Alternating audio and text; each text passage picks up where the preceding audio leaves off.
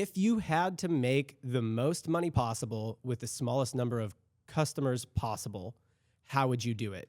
That's the whole question. I'm going to give context and say we can go into any business here. So this is sort of a what would you do scenario. The most money possible with the smallest. Subscription and high prices? Yeah. Like, so where would you go with easy? that? Would you do a beverage or would you do like... No, pet. I'd go pet supplement.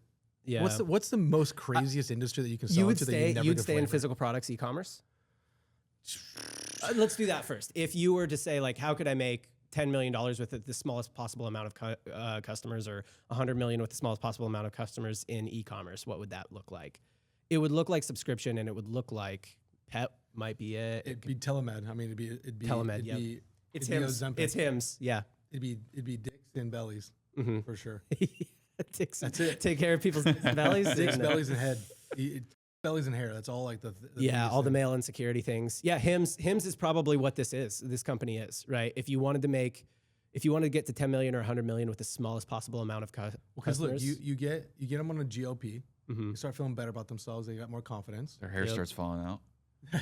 And then you get them on the hair meds. The hair meds make their dick stop working. And then you get it back. Yeah, you just That's you a great funnel. Upsell the bottom part. You got the Yeah. trifecta here. You're just like working on their front side. The know? difference is like weight loss has always been the thing, and once they're committed Yeah. and they see it, they're so motivated. And getting someone skinny, you've never seen someone that loved themselves more when you bring them down multiple sizes. If that's the goal, but if they get there, they're gonna be like, dude, I definitely want to go meet people. I'm way thinner now. I gotta fix my hair. I gotta fix my face. I gotta fix all the other things. So it's definitely a telemed fix the person thing. Or a insecurities. or I would work on a chronic illness people have. Oh, yeah. So if people have psoriasis, I might look at like how could I do a all natural, like so they don't have to. I have psoriasis. I'm on a prescription for life for psoriasis, right? Yeah. Tons of brands doing this with ADD right now, trying to give you a non-Adderall alternative to ADD. So that would probably be the second place I'd go is like, look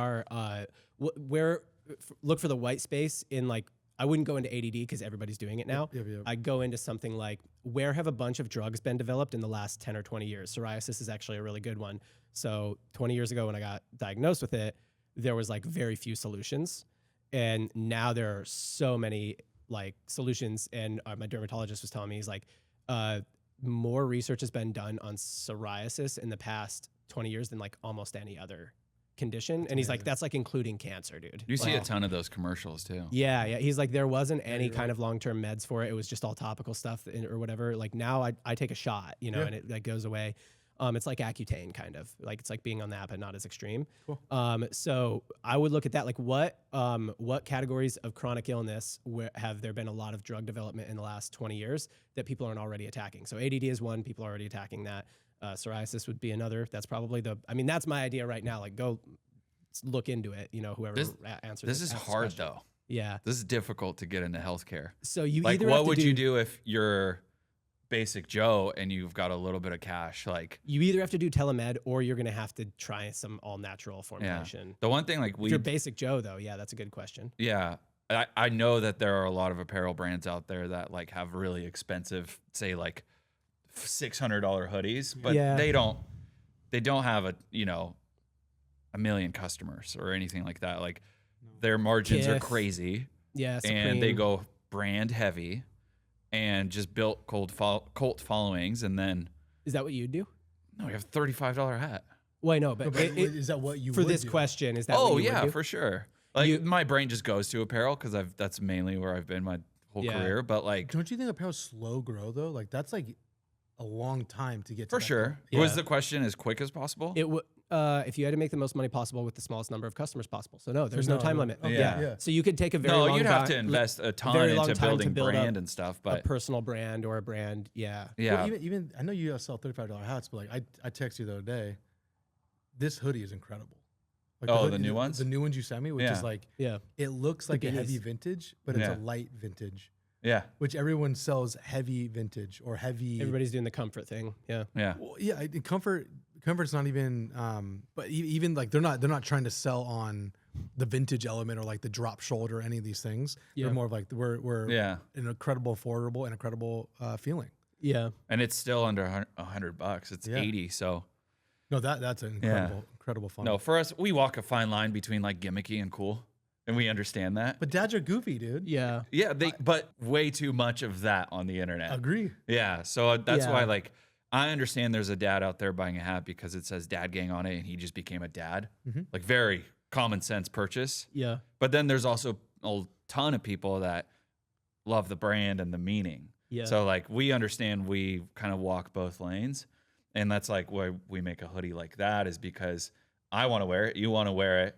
It happens to be related to fatherhood, but at the same time, any day of the week, it's a great hoodie. So yeah, dude, even the wifey was like, she saw it, she was like, oh, that's really cool. She thought that was just another one of my vintage. And then she started reading the world tour, and she's like, what? Then she started reading the things on it, and she goes, wait, that's funny. Yeah. And that was her conclusion on a shirt that it's like third level humor. Yeah. Like it's like the third thing you notice about the hoodie is kind of what we tried to make it. I think that's cool. But regardless of this question, it's like, yeah, there's a lot of brands out there selling $600 hoodies, and they'll make them for $20. Right. Yeah. But brand is growing it. Or the one other thing like I can just attribute to what we've done is like back to dogs, we got sold into like healthier care overall for our dog because she's a English Springer Spaniel. They have like ear and eye problems. Yeah. And so we got sold into Farmer's Dog, which is like it's like human food in a pouch. Yeah. But it's, I don't know, it's like $160 a box. Yeah. And so we're like talking about switching back to the bags because it ends up being a lot, but we have noticed like our dog's coat is shinier, she's happier, healthier, like wants to play for longer, all this stuff. So Joe Rogan got you, huh?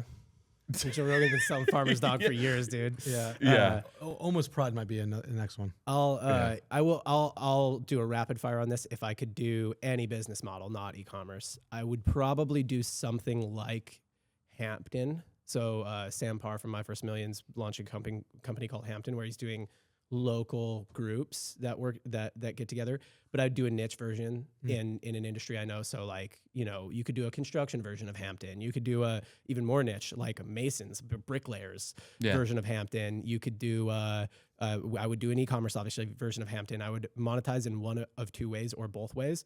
It would be small community gatherings, events that happen once a quarter, maybe, or I would make it completely free. This is actually kind of what I'm building right now. Cool. I would make it completely free and get a handful of trusted partners that I like, software companies or service providers that I trust. And I, make basically commissions by referring them. But they'd have to be ones I'd use. So if you think about that, I have only 10 customers in terms of service providers, and I have 10, 20, 100, maybe people in the network. That's probably how I would do it, I think, if I was doing any business model.